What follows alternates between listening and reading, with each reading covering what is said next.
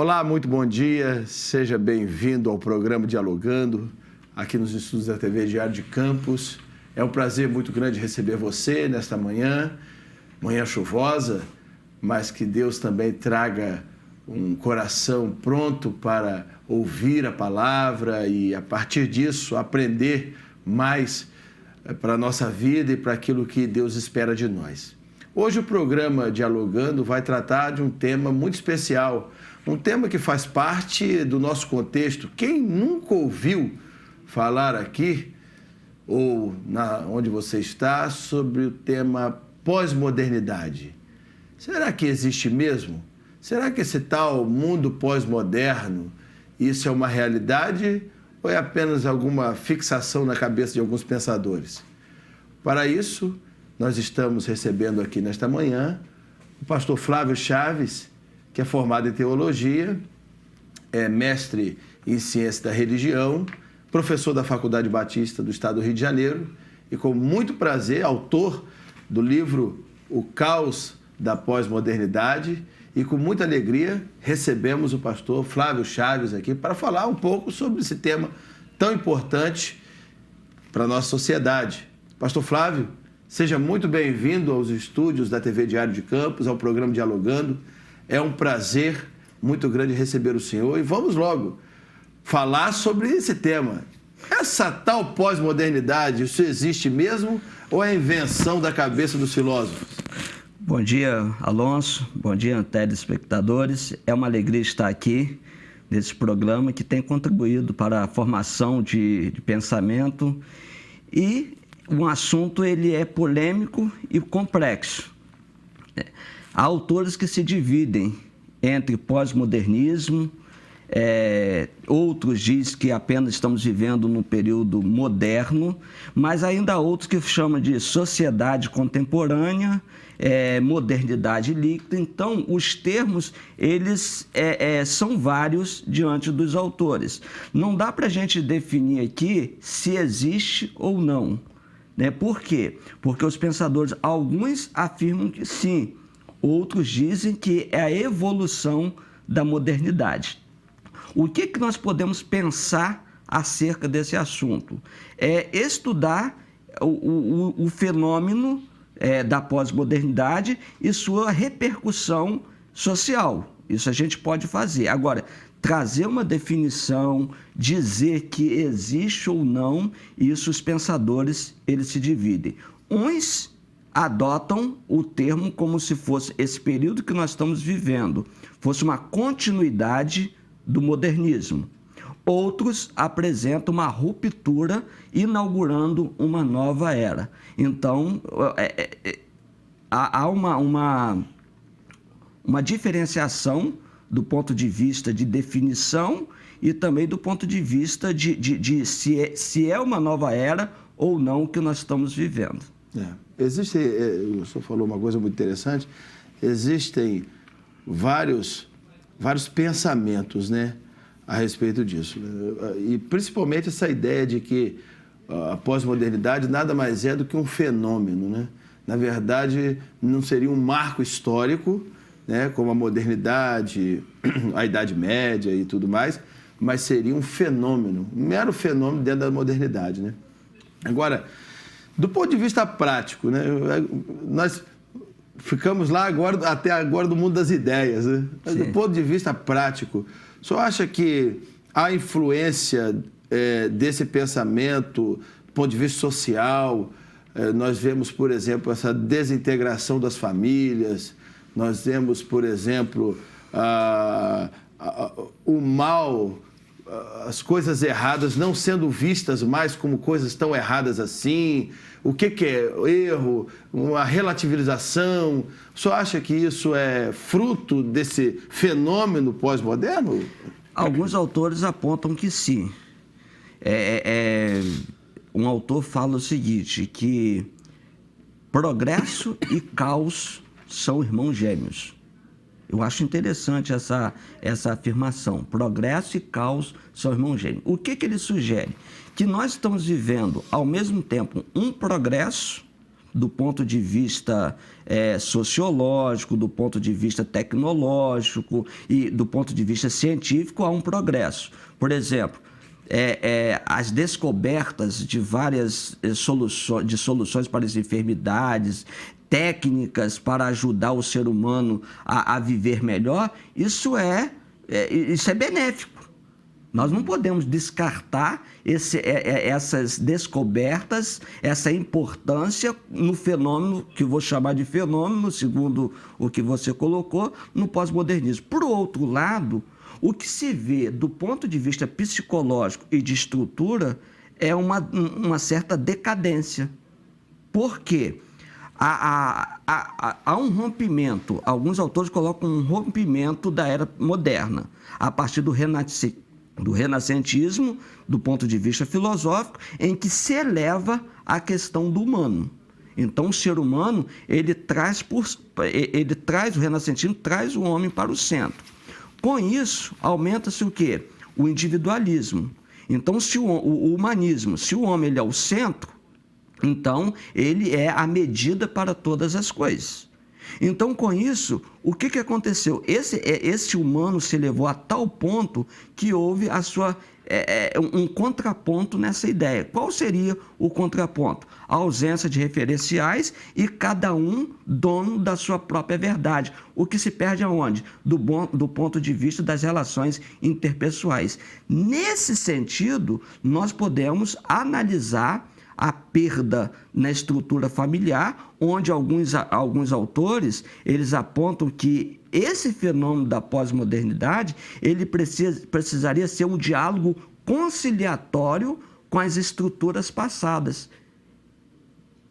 O que está acontecendo? Um rompimento. E isso tem trazido as suas consequências. Por isso que o autor ele coloca que progresso e caos são irmãos gêmeos no fenômeno pós-moderno. Sobre progresso e caos, nós vamos falar mais lá na frente um pouquinho. Mas eu gostaria de fazer uma outra pergunta. O senhor que também é teólogo, professor da Faculdade Batista, me diz uma coisa aqui. Para o contexto religioso, nós sabemos que a modernidade, a religião ainda era um ancoramento da sociedade, principalmente na modernidade, até ali o iluminismo. A religião era o ancoramento da sociedade. Com esse fenômeno chamado pós-moderno, ou esse marco histórico, seja lá como for, pós-moderno, a religião não é mais o ancoramento da sociedade. Como fica o discurso religioso? O senhor também que está aí, o mestre em ciência da religião, como fica o discurso religioso diante dessa sociedade do caos aí? Como é que fica isso aí?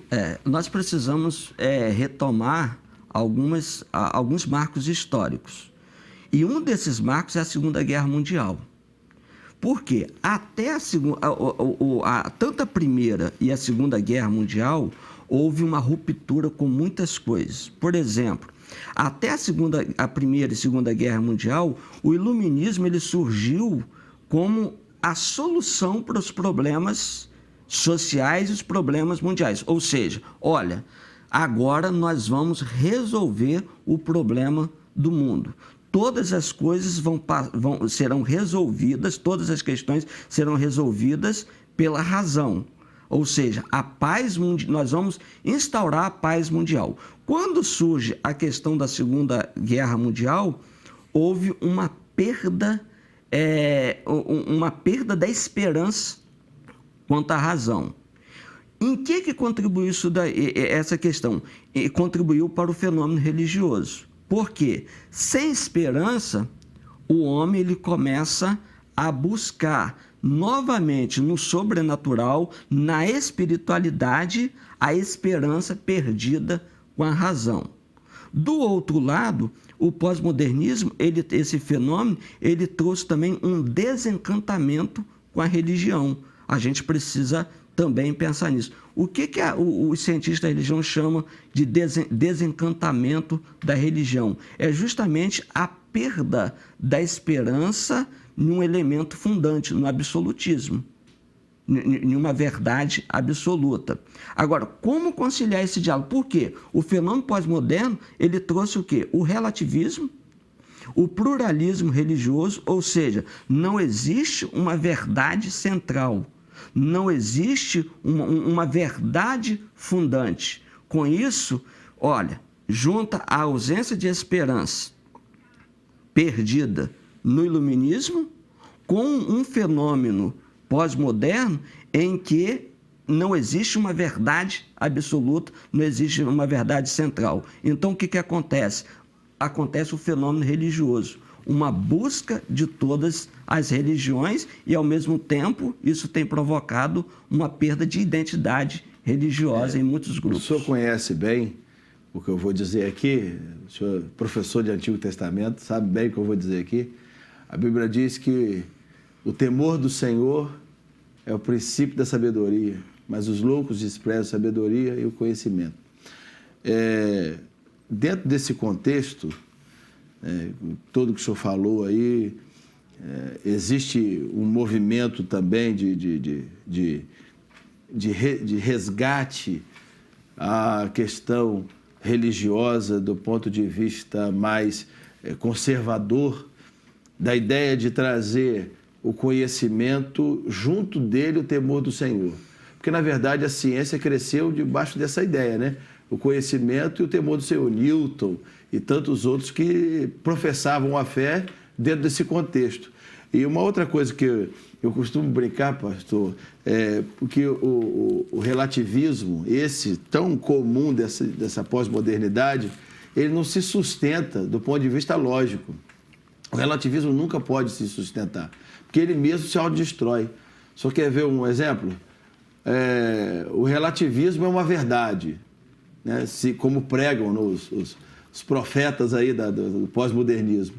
O relativismo é uma verdade. Se ele é uma verdade, todas as verdades são relativas, que é a premissa.